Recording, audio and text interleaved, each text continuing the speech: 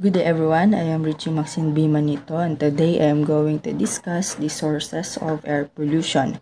So there are two sources of air pollution. The first one is mobile source. From the word mobile, nagadagan. So for example, there is kotse, motor, trucks.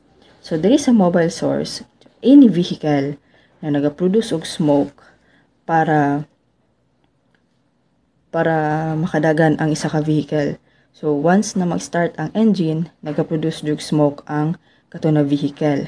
So, makaproduce siya og air pollution sa community kay ang vehicle nagatransport siya og goods from one place to another. So, ang kato na aso na nagagawa sa tambutso sa kato na vehicle is maadto na siya sa community og lisod na kay na siya tanggalon. So, factor po na siya na makaharm sa mga tao sa community. So, the second one is ang stationary source. From the word stationary is permanent or steady lang na siya. For example, ang building, power plant, factories. Tapos, sa kanina stationary source, nagaproduce ni siya og air pollution by the means of aso gihapon, but gikan siya sa mga machines para maka-produce sila og mga products para sa ilang businesses. Next one is emission quotas for stationary sources. Ang emission quotas is permit ni siya na gina-issue ni DENR or Department of Natural Resources na nagaset ni siya og limit sa any industries para makontrol ang paggawas sa aso sa isa ka factory or sa isa ka industry. Tapos, nagaset ni siya og limit on how much pollution each factory is allowed to release from its smoke stacks or exhaust kanang sa taas sa aso kanang factory katong na exhaust na dako. So, dira nagagawas ang aso. And as we observe na daghan kayo sila og ginaproduce na aso compare sa katong mobile source. So, kani mas harmful ang ginaproduce sa mga factory kay dili naman gud na siya kontrolado og dako pud ni siya og harm sa health sa community. Tapos, if the factory failed to comply, dili dayon basta-basta ma-shutdown ang kato na factory. But instead, ginatagaan sila og 18 months grace period para malimpyuhan o ma-take action nila o para maka-install sila og right equipment para ma-reduce ang pollution, ang paggawas sa aso, o para maka-follow na pod sila balik sa rules and regulations sa DENR. Good day everyone, I'm Sofia Gracie Miguelio and my topic for today is all about emission standard for motor vehicles. So when we're talking about emission standards for motor vehicles, this means that mauni ang mga rules na limitahan how much smokes, harmful gases a vehicle is allowed to release. Kani ang standard kay gina-ensure na ang mga vehicles like cars, motorcycles, trucks kay dili mag-produce og too much pollutions. Why? Para makatabang na ang atoang environment kay more cleaner ang air and para pod safety sa environment and sa mga tao. So my next topic is all about prohibited acts according to 8749. The following acts are prohibited and unlawful under the Philippine Clean Air Act of 1999. So since daghan man kaayo ni, i-brief explanation na lang nako siya para dili kayo siya taas. So number 1, no smoking in public places. Pasabot ani dili pwede mag-smoke inside the buildings, inside the vehicles, or any enclosed public areas except sa mga designated smoking areas kay naaman gud tay mga smoking areas sa mga gawa sa buildings na makita nato. And the second is no selling or using leaded gases. So if you don't know what is leaded gases, mo nitong gases na harmful kayo sa tao, kay toxic man siya na gas, and it's illegal to make to sell, to use this kind of gases since grabe siya og harmful sa grabe siya og kanang like maka-harm siya sa health sa tao and also sa environment. Third is we have fuel must registered with DOE or Department of Energy. Dili mo ka pwede mag-sell or introduce of any kind of fuel or fuel additives na dili approve sa DOE. So kailangan naka-register kay matagak as illegal if mag-sell or introduce ka og fuel na wala naka-register sa DOE. Next one is number 4 is illegal na maghimo og kanang mag-sell or maggamit og mga unleaded gasolines na wala na sunod ang required standard. Unleaded gasoline mga good kay more safer siya kaysa sa lead gases, but here sa unleaded na amang gud siya required standard, and dili man pwede na mag-sale og low quality na unleaded gases kay basig magka-cause og too much pollution and also para sa smooth and safe ang dagan sa engine. 5 is we have diesel fuel must have low sulfur kay illegal siya if taas ang sulfur sa diesel fuel kay magka-cause magud siya og air pollution and also kanang magka-cause siya og harm sa tao and sa environment. 6 is industrial diesel. Pasabot ani industrial diesel must also have low sulfur kay same sa number 5 magka-cause siya og air pollution and it must be within safe limits. And number 7, imported vehicle must pass the emission lead kay dili makapwede magbaligya og imported vehicle or second hand vehicle if they fail emission standard. They fail emission standards kay what I've said earlier, dapat yun dili siya mag-produce og too much smoke or gases kay it will cause air pollution. Number 8, no burning of waste that produce toxic fumes. Pasabot ani is dili pwede magsunog og mga regular waste sa mga hospital waste, mga regular waste o mga chemical or dangerous materials since maka-create og poisonous or harmful smoke na maka-effect sa health o sa environment. Sa 9, pasabot ani kay if any motor vehicle kay kung dili nila i-follow ang emission standards, then it's against the law, meaning they're violating the law. Sa 10, ang pasabot ani is factories, power plants, and miski unsang stationary sources kay dapat nila i-follow ang emission standards. Kay if di magud nila i-follow ang emission standards, mag-produce sila og too much smoke that can cause too much pollution, then it is a violations. And that's all for my report for today.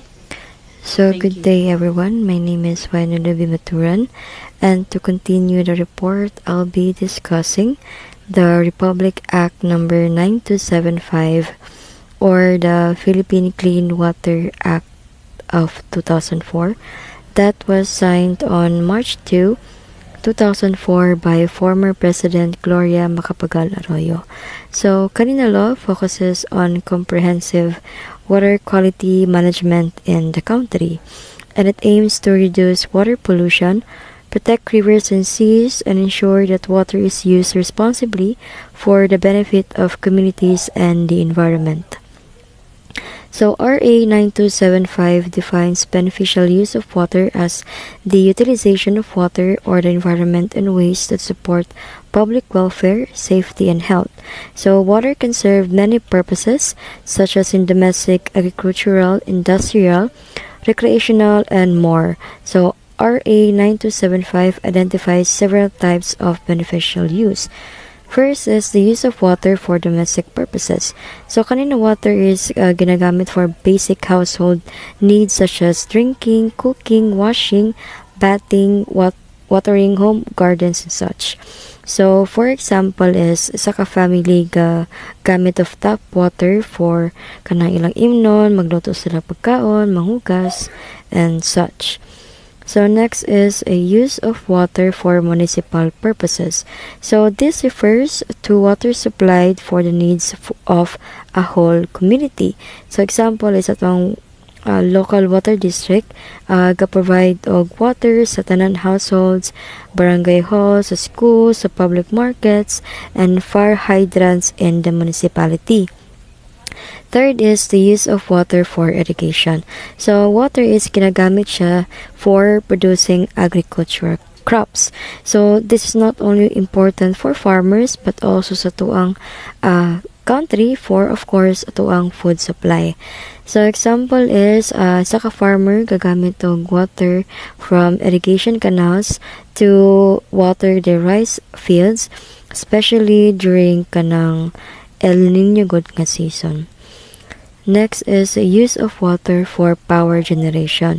So this refers to the use of water to generate electrical or mechanical power. Example is kana hydroelectric power plant nga gagamit og flow sa river water to spin turbines and produce electricity for surrounding towns. Next is use of water for fisheries. So, ang water is ginagamit diriya for culture and propagation of fish as a commercial activity. Example is ang fish pond owner gagamit og clean water to kanang raise tilapia or mga bangus which are later sold sa mga kanang markets. Sa markets. Next is use of water for livestock raising. So, water is used for raising large herds or flocks of animals for business. So, example is a commercial kanang hog farm good na gagamit og water para sa drinking, sa cleaning sa kanang ilang makulungan, no, so maintaining sanitation for hundreds of pigs. Next is use of water for industrial purposes. So water used in factories, industrial plants, and mines. This includes using water in production processes or as a part of a product. So for example, kay kanang manufacturing company nga gagamit of liters of water to cool machines, wash materials, and i-mix po ng water as ingredients sa ilang products. Lastly, use of water for recreational purposes. So, this is water used for leisure activities and facilities. For example, kanang resort sa Samal na gagamit og water for swimming pools, kanang mga bathhouses, kayaking, and other water-based activities. So, ang RA 9275 or the Philippine Clean Water Act of 2004 reminds us that protecting our water resources is not just the job of the government but a shared responsibility for everyone. So by understanding the different beneficial use of water, whether for households, farming, and such, we can appreciate how important clean water is in our daily lives. So this log guides us in using water wisely, preventing pollution, and ensuring that future generations still have safe and healthy water sources. Thank you. So good day everyone, I am Jayla M. Malirong and I'm going to continue the report of the Group 6. So here my topic is Water Quality Management Areas or WQMA. These are the special zones designated across the Philippines to protect and improve health of our rivers, lakes, and other water bodies. The government, through DENR, partners with local communities to identify these areas in unique geographical, hydrological characteristics. The goal is to ensure clean and safe water drinking, agriculture, industry, and the government, much like setting up a neighborhood watch program for our water sources. So each WQMA is managed by a dedicated team of local officials, community members, and experts who develop and implement action plans. For example of this is like certain persons in your barangays and in your community. So these um, these community members and experts who develop and implementation action plans, these plans focus on tackling pollution, monitoring water quality, and managing pollution sources to prevent further degradation. By working together, these teams aims to stop problems before they start and rehabilitate water bodies, ensuring they remain healthy and beneficial for everyone. So while challenges like funding and enforcement exist, successful WQMA demonstrate the potential for significant positive change. By strengthening collaboration, increasing public awareness, and sustaining this effort, we can ensure long-term health of our water resources for future generation, supporting both the environment and the communities that depend on it. So the next one is wastewater charge system. So, wastewater charge system in the Philippines mandated by the Clean Water Act of RA 9275 is a mechanism designed to reduce pollution by charging fees to industries and other wastewater discharges. So kanatong mga wastewater nga gina-discharge by from some factories or mga industries nga na mga dagko na nga nagalabay og mga chemicals. So this system aims to incentivize companies to treat their wastewater properly before releasing it into the environment.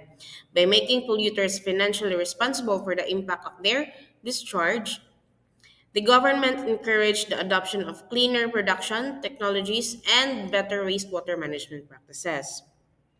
So under this system, the Department of Environment and Natural Resources, DENR, sets standards and calculates charges based on the volume and pollutant load of the wastewater discharge. So the collected fees are then used to fund wastewater treatment facilities, monitoring programs, and other initiatives aimed at improving water quality. So, water quality management areas. So, ang katong mga facilities nga under ani is mo na siyang gina-finance sa kaninga system nga katong mga fees nga gikan sa discharge sa mga industries, sa mga factories. So, this approach not only reduces pollution but also provides sustainable funding source for environmental protection efforts. So while the implementation of wastewater charge system faces challenges such as enforcement and monitoring, it still represents significant step towards achieving the goal of Clean Water Act. It is by holding polluters accountable and reinvesting fees into water quality improvements. So no, there is a Philippines we can be able to move towards cleaner and more sustainable water in the future, benefiting both environment and public health. So that would be my report, and it will be continued by the next reporter. Thank you so much. Mabuhay ug madayaw everyone. So in continuation to the discussion, we have the discharge permit that given by the DNR it is a permit wherein it allows those factory businesses or facilities to release wastewater into rivers, lakes, or drains.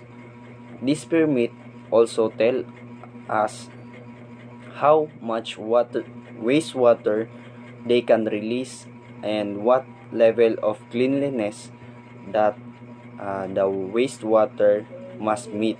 Then the schedule for checking and testing their wastewater.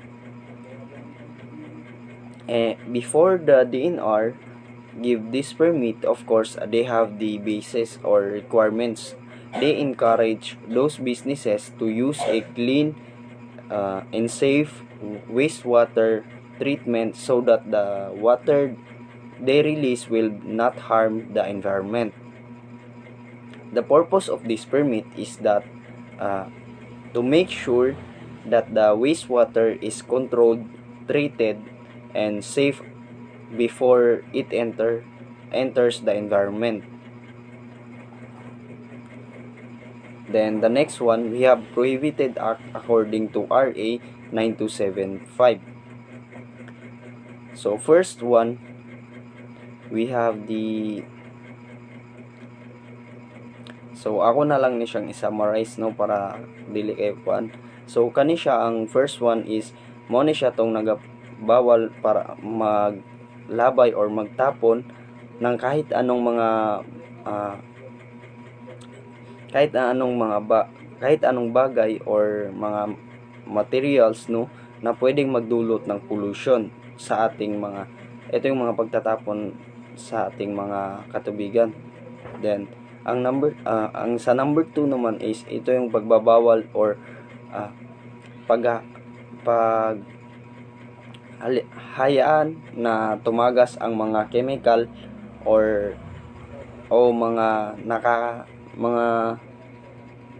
nakakalasong bagay sa lupa na pwedeng umabot sa underground. So usually na siya sa mga factories Then sa third one, kaning number 3 is mao ni siya ang pagbawal na mag-operate ng mga negosyo or pasilidad na naglalabas ng mga maruruming tubig. Ito ay of course they need permit before they operate. So kato siya na permit is makuha nila sa DNR. So mao ni siya. Then number 4, we have it refers to those materials from the medical waste such for example kanang mga gamit from hospitals mga ginlabay na, so ginabawal na siya kay pwede siya maka-harm sa environment pag ilabay siya sa atong mga river, seas or other form of water. Then sa number 5, ito naman yung pagbabawal magtapon ng mga sewage or solid waste sa dagat, Then 6 is number 6, ito yung pagbabawal magtapon mga chemical na maaaring makapahamak sa atin o sa environment. Then number 7, we have ito yung naman ay tumutukoy siya sa mga hahaya or pag-considerin na makapasok ang mga nakakalasong substances sa mga ating katubigan, tulad ng yung sinasadya or aksidente. So ginaprohibit na siya sa diri na RA. Then number 8, ito naman yung paggawa ng mga proyekto or wastewater system kanang need nila mo follow before sila tagaan og kanang i-allow sila mag-operate. Then sa number 9, we have kanang pag release sa water waste or ay katong sa wastewater kung wala sila permit, so bawal jud siya. Then number 10,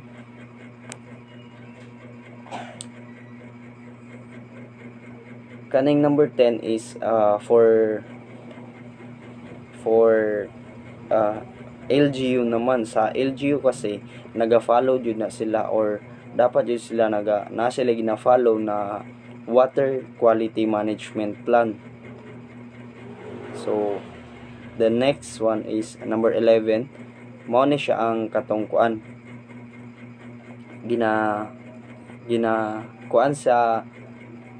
ginakuan diri na rule or sa act ang dili pag sugot or pagtugod or pag-inspection sa DNR sa ilang water quality. Then sa number 12 naman is mao ni siya ang pag-submit sa mga report na kinahanglan sa DNR. Maybe kanang sa mga factories, no, need nilag report, no.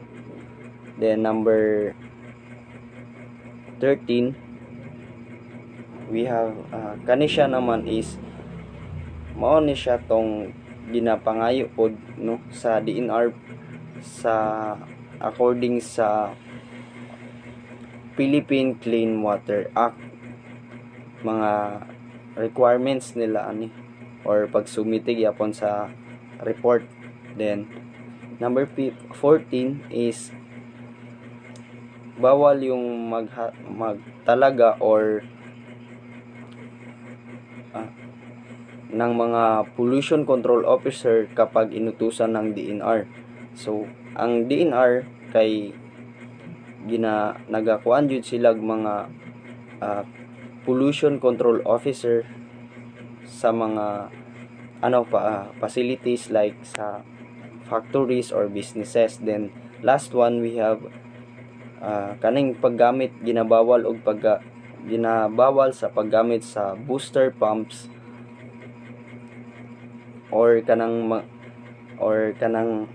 makialam sa water system, no, kasi makakasira sila or makakadumi lang sila sa tubig kapag walang permit from the authorities. So that will be all. Thank you for listening.